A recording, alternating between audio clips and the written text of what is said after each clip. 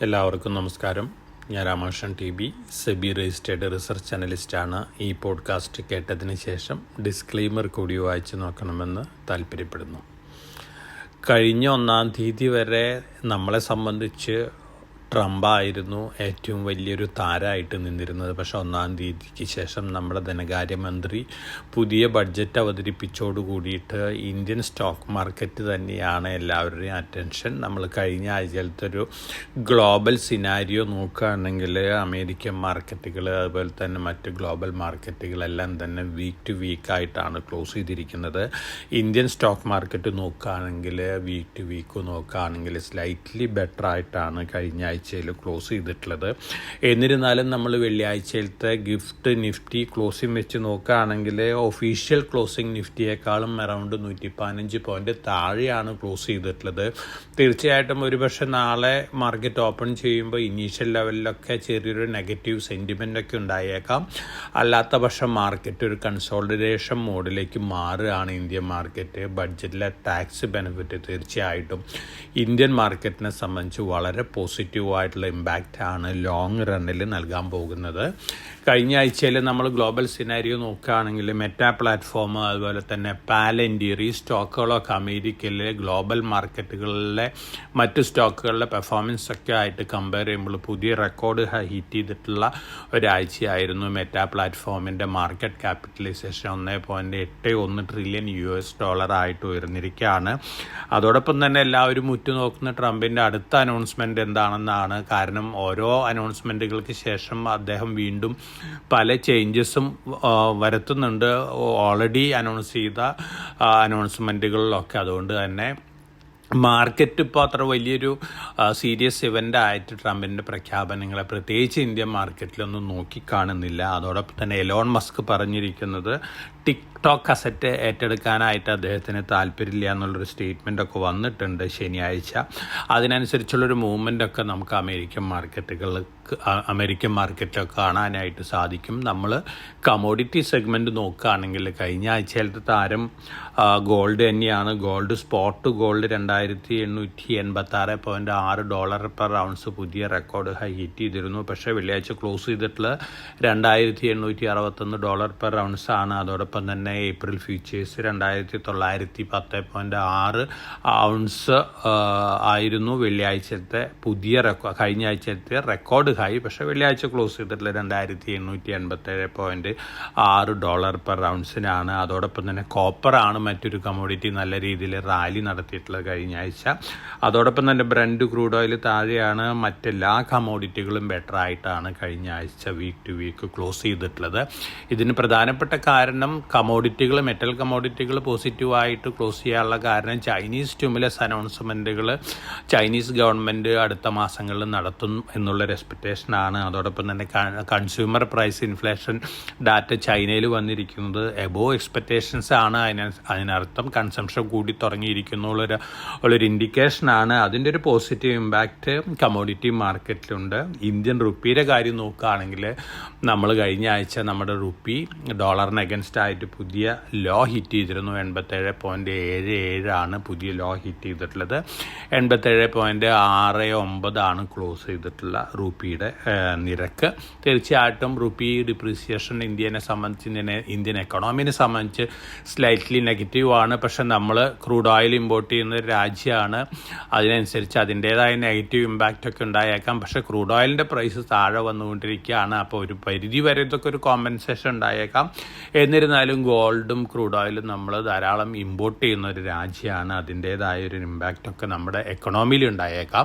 പക്ഷേ നമ്മൾ ഫാർമസ്യൂട്ടിക്കൽ രംഗത്ത് അതുപോലെ തന്നെ സോഫ്റ്റ്വെയർ എക്സ്പോർട്ട് രംഗത്ത് ടെക്സ്റ്റൈൽ എക്സ്പോർട്ട് രംഗത്തൊക്കെ നല്ല രീതിയിലുള്ള ഗ്രോത്താണ് നേടിക്കൊണ്ടിരിക്കുന്നത്. അതുകൊണ്ട് തന്നെ അതിൻ്റെ ഒരു ഇമ്പാക്റ്റ് നമ്മുടെ മാർക്കറ്റിൽ കോമ്പൻസേറ്റ് ചെയ്തു പോകാനാണ് ചാൻസസ് കൂടുതൽ. റുപ്പി ഡിപ്രീസിയേഷൻ്റെ ഇമ്പാക്റ്റ് നമ്മൾ എക്സ്പോർട്ട് ഗ്രോത്തിൽ കൂടിയും അതുപോലെ തന്നെ കമോഡിറ്റി പ്രൈസിലുണ്ടാകുന്ന ഇടിവിൽ കൂടിയൊക്കെ നമ്മൾ കോമ്പൻസേറ്റ് ചെയ്യുന്നുള്ളൊരു എക്സ്പെക്റ്റേഷനാണ്. അതോടൊപ്പം തന്നെ നമ്മുടെ ബഡ്ജറ്റ് പൊതുവേ ഗ്രോത്ത് ഓറിയൻറ്റഡ് ആണ്. നമ്മുടെ എക്കണോമിനെ സംബന്ധിച്ച് നോക്കുകയാണെങ്കിൽ നമ്മളൊരു കൺസംഷൻ ഡ്രിവൺ എക്കണോമിയാണ്. അതുകൊണ്ട് തന്നെ ഗ്ലോബലി വലിയ രീതിയിലുള്ള കോലാഹലങ്ങൾ ഉണ്ടായാൽ പോലും നമ്മളെ സംബന്ധിച്ച് ഓൾമോസ്റ്റ് ഇൻസുലേറ്റഡ് തന്നെയാണ് ഇന്ത്യൻ എക്കണോമി. എക്കണോമി. അതുകൊണ്ട് തന്നെ നമ്മുടെ ബഡ്ജറ്റിന് ശേഷം നമ്മുടെ മാർക്കറ്റ് വ്യൂ തീർച്ചയായിട്ടും ഒരു പോസിറ്റീവ് വ്യൂ തന്നെയാണുള്ളത്. ഇനി നമ്മൾ RBI കഴിഞ്ഞ ആഴ്ചയിൽ 0.25% നിരക്കിൽ റേറ്റൊക്കെ കട്ട് ചെയ്തിരുന്നു. അതോടൊപ്പം തന്നെ സ്റ്റേറ്റ്മെൻറ്റുകൾ പൊതുവേ ഇൻഫ്ലേഷൻ റിലേറ്റഡ് ആണ്. എന്നിരുന്നാലും പുതിയ RBI ഗവർണറുടെ ആദ്യത്തെ സ്റ്റേറ്റ്മെൻറ്റുകളൊക്കെ വളരെ പോസിറ്റീവായിട്ട് തന്നെയാണ് മാർക്കറ്റ് എടുത്തിട്ടുള്ളത്. അതോടൊപ്പം തന്നെ മറ്റ് പല ന്യൂസ് ഫ്ലോസും വന്നുകൊണ്ടിരിക്കുന്നത് ഇന്ത്യൻ മാർക്കറ്റിലുള്ള പല സെക്ടേഴ്സിനെ കുറിച്ചും വളരെ പോസിറ്റീവായിട്ടുള്ള ഇമ്പാക്റ്റാണ് നൽകുന്നത്. ഇന്ത്യൻ ഫാർമസ്യൂട്ടിക്കൽ എക്സ്പോർട്ട്സ് ഇപ്പോൾ $27 ബില്യൺ ആണ് 2023 എമൗണ്ട് നമ്മൾ കണക്കാക്കുമ്പോൾ 2030 65 ബില്യൺ ആയിട്ട് ഉയരുന്നതാണ് പറയുന്നത്. 2047 ആകുമ്പോഴേക്കും $350 ബില്യൺ ആയിട്ട് ഉയരുന്നതാണ് ഒരു റിസർച്ച് റിപ്പോർട്ട് പറയുന്നത്. തീർച്ചയായിട്ടും ഇതൊക്കെ ഫാർമസ്യൂട്ടിക്കൽ രംഗത്തുള്ള കമ്പനികളെ സംബന്ധിച്ച് പോസിറ്റീവാണ്. അതോടൊപ്പം തന്നെ സെമി കണ്ടക്ടർ രംഗത്തും വലിയ ഗ്രോത്താണ് നമ്മൾ നേടാൻ പോകുന്നുള്ള റിപ്പോർട്ടാണ് വരുന്നത്. തീർച്ചയായിട്ടും $52 ബില്യൺ ആണ് എൻ്റെ കൺസംഷനാണ് സെമി കണ്ടക്ടർ രംഗത്ത് നമ്മളെ സംബന്ധിച്ചുള്ളത്. ഇത് വലിയ രീതിയിൽ മുന്നേറുന്നുള്ളൊരു എക്സ്പെക്റ്റേഷനാണ്. $103 ബില്യൺ 2030 ഉയരുന്നതാണ് പറയുന്നത്. ഇതിൻ്റെ ബെനിഫിഷ്യറി എന്ന് പറയുന്നത് ഇലക്ട്രോണിക് മാനുഫാക്ചറിങ് സർവീസ് രംഗത്തുള്ള കമ്പനികളാണ്. CG പവർ, അതുപോലെ തന്നെ മറ്റ് EMS റിലേറ്റഡ് സ്റ്റോക്കുകളുണ്ട്. അത്തരത്തിലുള്ള സ്റ്റോക്കുകൾക്കൊക്കെയാണ് ഇതിൻ്റെ ബെനിഫിറ്റ് ഉണ്ടാവാൻ പോകുന്നത്. തീർച്ചയായിട്ടും ഇത്തരത്തിലുള്ള ന്യൂസ് ഫ്ലോസ് നമ്മളെ സംബന്ധിച്ച് വളരെ പോസിറ്റീവാണ്. ഇനി കമോഡിറ്റി രംഗത്തെ ന്യൂസ് ഫ്ലോസ് നോക്കുകയാണെങ്കിൽ ചൈനയിൽ വീണ്ടും പുതിയൊരു ഗോൾഡ് റിസർവ് വരെ കണ്ടെത്തിയിരിക്കുകയാണ്. 168 ടണ്ണാണ്. നവംബറിൽ 1000 ടണ്ണിൻ്റെ ഒരു ഗോൾഡ് റിസർവ് കണ്ടെത്തിയിരുന്നു. ഈ 1000 ടണ്ണിൻ്റെ ഗോൾഡ് റിസർവ് ആണ് ലോകത്തിലെ ഏറ്റവും കൂടുതൽ ഗോൾഡ് റിസർവ്. മുമ്പ് ഇത് സൗത്ത് ആഫ്രിക്കയിലായിരുന്നു, ഇപ്പോൾ ചൈനയിലാണ്. അതോടൊപ്പം തന്നെ അയേൺ ഓർ, ലോകത്തിലെ ഏറ്റവും വലിയ അയേൺ ഓർ റിസർവ് ഓസ്ട്രേലിയയിൽ കണ്ടെത്തിയിട്ടുണ്ട്. ഇപ്പോൾ റഷ്യയിലാണ് ഏറ്റവും വലിയ അയേൺ ഓർ റിസർവ് ഉള്ളത്. ഇനി ഓസ്ട്രേലിയയിലും കൂടി കണ്ടെത്തിയിട്ടുണ്ട്. ഇതൊക്കെ സൂചിപ്പിക്കുന്നത് അയേൺ ഓർ പ്രൈസിലൊക്കെ വലിയ രീതിയിലുള്ള മുന്നേറ്റമൊന്നും അടുത്ത വർഷങ്ങളിലുണ്ടാവില്ല. പൊതുവെ ഈ ന്യൂസ് സ്റ്റീൽ സെക്ടറിനെ സംബന്ധിച്ചൊക്കെ വളരെ പോസിറ്റീവാണ്. സ്റ്റീലിലെ റോ മെറ്റീരിയലിൽ ഏറ്റവും പ്രധാനമായിട്ടുള്ളത് അയേൺ ഓറാണ്. അതുകൊണ്ട് തന്നെ ഇത്തരത്തിലുള്ള ന്യൂസ് ഫ്ലോസൊക്കെ പൊതുവെ വന്നുകൊണ്ടിരിക്കുന്നത് അതാത് സെക്ടേഴ്സിൽ അതിൻ്റേതായ ഇമ്പാക്റ്റ് ഉണ്ടാക്കും. അതുപോലെ തന്നെ ഗോൾഡ് റിസർവ് ഇൻവെൻഷൻ ചൈനീസ് എക്കണോമിയിൽ, അതുപോലെ തന്നെ അയേൺ ഓർ പുതിയ റിസർവ് കണ്ടുപിടിച്ചിട്ടുള്ള ഓസ്ട്രേലിയൻ എക്കണോമിയിലൊക്കെ വലിയ രീതിയിലുള്ള പോസിറ്റീവ് ഇമ്പാക്റ്റ് ഉണ്ടാക്കുന്ന കാര്യങ്ങൾ ലോങ് റണ്ണിൽ. ഇമ്മീഡിയറ്റ് ആയിട്ട് വലിയ രീതിയിലുള്ള പോസിറ്റീവ് ഇമ്പാക്റ്റ് ഒന്നും കാണാൻ സാധ്യതയില്ല. എന്നിരുന്നാലും ഇത്തരത്തിലുള്ള ന്യൂസ് ഫ്ലോസ് പൊതുവെ ഒരു ട്രംപിൻ്റെ അനൗൺസ്മെൻറ്റുകൾ വലിയ വൊളാറ്റിലിറ്റിക്ക് ഉണ്ടാക്കിക്കൊണ്ടിരിക്കുന്ന ഈ അവസരങ്ങൾ ഇത്തരത്തിലുള്ള അനൗൺസ്മെൻറ്റുകളൊക്കെ വളരെ വളരെ പോസിറ്റീവായിട്ടുള്ള കാര്യമാണ് ഗ്ലോബൽ കൺട്രീസിനെ കുറിച്ച് നോക്കുകയാണെങ്കിൽ. ഇനി നമ്മളെ സംബന്ധിച്ച് നോക്കുകയാണെങ്കിൽ ഈ ആഴ്ചയിൽ ധാരാളം ന്യൂസ് ഫ്ലോസ് ഒക്കെ ഉണ്ട്. RVNL ഉണ്ട്. RVNL വീണ്ടും വലിയ രീതിയിൽ ഓർഡർ കിട്ടിക്കൊണ്ടിരിക്കുകയാണ്. ഇപ്പോൾ 83,221 കോടി രൂപയുടെ ഓർഡർ ബുക്കുള്ളൊരു കമ്പനിയാണ് RVNL. അതുകൊണ്ട് തന്നെ കണ്ടിന്യൂസ് ഓർഡർ ബാഗിങ് കമ്പനീനെ സംബന്ധിച്ച് പോസിറ്റീവാണ്. ഒപ്പം ഈ കമ്പനിയുടെ Q3 റിസൾട്ടും ഈ ആഴ്ച അനൗൺസ്മെൻറ്റ് വരാൻ പോവുകയാണ്. അതോടൊപ്പം തന്നെ നമ്മൾ മറ്റു ന്യൂസ് ഫ്ലോസൊക്കെ നോക്കുകയാണെങ്കിൽ ഈ ആഴ്ച ധാരാളം കോർപ്പറേറ്റ് Q3 റിസൾട്ടുകളുണ്ട്. ഹിന്ദുസ്ഥാൻ എയറോനോട്ടിക്സ് ലിമിറ്റഡിലുണ്ട്, വരുൺ ബെവറേജസ് ഉണ്ട്, നൈക്കി ഉണ്ട്, ഈശ്വർ മോട്ടേഴ്സ് ഉണ്ട്, അശോക് ലൈലൻഡ് ഉണ്ട്, അപ്പോളോ ഹോസ്പിറ്റൽസ് ഒക്കെ ഉണ്ട്. ഈ ആഴ്ച ധാരാളം കോർപ്പറേറ്റ് റിസൾട്ടുകൾ വരുന്നുണ്ട്. ആ റിസൾട്ടുകൾക്ക് അനുസരിച്ചിട്ടുള്ളൊരു ഇമ്പാക്റ്റ് ഒക്കെ നമുക്ക് മാർക്കറ്റിൽ എക്സ്പെക്റ്റ് ചെയ്യാനായിട്ട് സാധിക്കും. അതോടൊപ്പം തന്നെ ധാരാളം പോസിറ്റീവ് ന്യൂസ് ഫ്ലോസ് ഉള്ള കമ്പനികളൊക്കെ ഉണ്ട്. മാർക്കറ്റ് താഴെ വരുമ്പോൾ ഇൻവെസ്റ്റേഴ്സിന് ഈ സ്റ്റോക്കുകളൊക്കെ ലോങ് ടൈം പോയിന്റ് ഓഫ് വ്യൂവിൽ ഇൻവെസ്റ്റ്മെൻറ്റ് കൺസിഡർ ചെയ്യാവുന്ന സ്റ്റോക്കുകളാണ്. അതിലൊരു സ്റ്റോക്കാണ് വെൽസ്പൺ കോർപ്പ്. സൗദി അറേബ്യയിലും വലിയ രീതിയിലുള്ള എൻട്രി നടത്തിയിരിക്കുകയാണ്. മാനുഫാക്ചറിങ് പ്ലാന്റ് വരികയാണ്.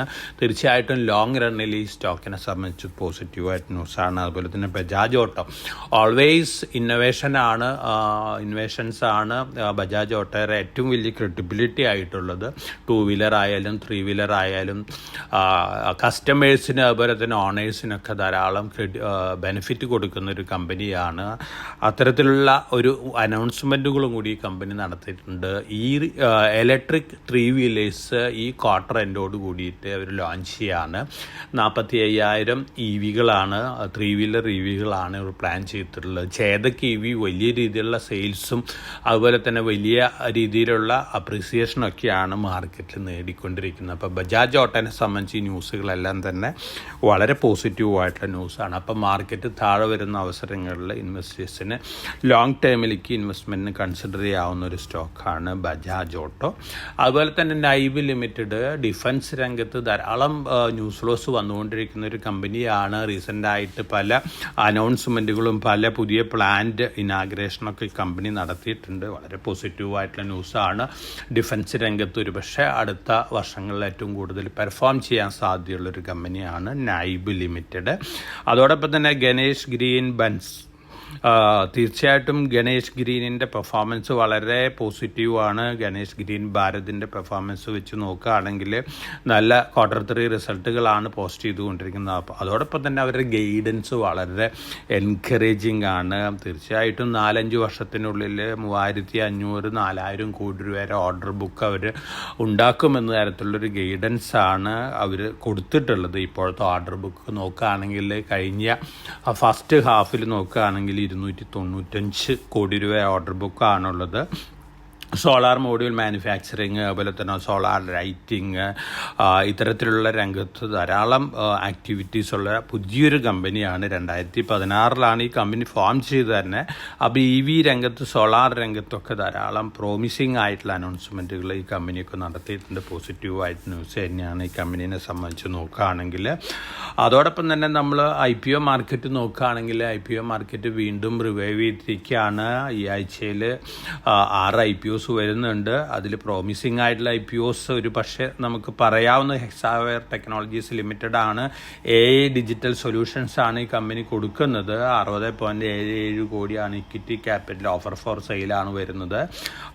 ഫേസ് വാല്യൂ 1 ആണ്. 708 അപ്പർ പ്രൈസ് ബാൻഡ് വരുന്നത്. 12 മുതൽ 14, അതായത് ഫെബ്രുവരി 12 മുതൽ 14 വരെയാണ് ഇഷ്യൂ ഓപ്പൺ ക്ലോസിംഗ് ഡേറ്റ് വരുന്നത്.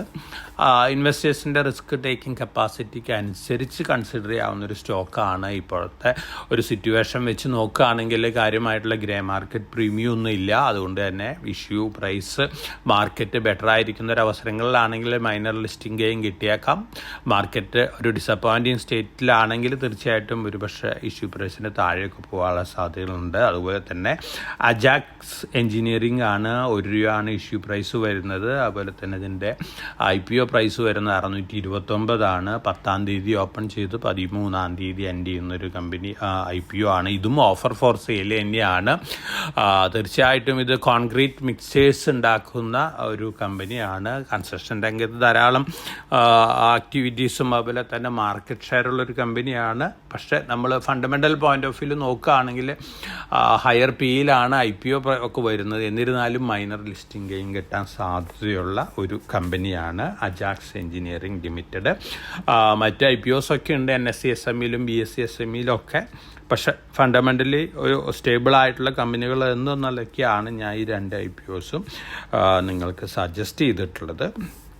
അതോടൊപ്പം തന്നെ നമ്മളെ സംബന്ധിച്ച് മറ്റ് ന്യൂസ് ഫ്ലോസൊക്കെ നോക്കുകയാണെങ്കിൽ ഗ്ലോബലി നമ്മളെല്ലാവരും ഉറ്റുനോക്കുന്ന ഏറ്റവും വലിയ എക്സ്പെർട്ട് വാറൻ ബഫറ്റാണ്. അദ്ദേഹത്തിൻ്റെ കമ്പനിയുടെ പോർട്ട്ഫോളിയോ നോക്കുകയാണെങ്കിൽ 44 സ്റ്റോക്കുകളാണ് ബെർക്ക്ഷയർ ഹാത്തവേയുടെ പോർട്ട്ഫോളിയോയിലുള്ളത്. അതിൽ ടോപ്പ് 10 നോക്കുകയാണെങ്കിൽ ടോപ്പിൽ നിൽക്കുന്ന ഏറ്റവും കൂടുതൽ ഹോൾഡിങ് അതായത് 2/3 ഹോൾഡിങ് മാഗ്നിഫിസൻറ്റ് 7 കമ്പനികളിലാണെന്നാണ് പറയുന്നത്. അതായത് അമേരിക്കയിലത്തെ ടെക്നോളജി റിലേറ്റഡ് അതുപോലെ തന്നെ മറ്റ് കമ്പനികളിലൊക്കെയാണ്.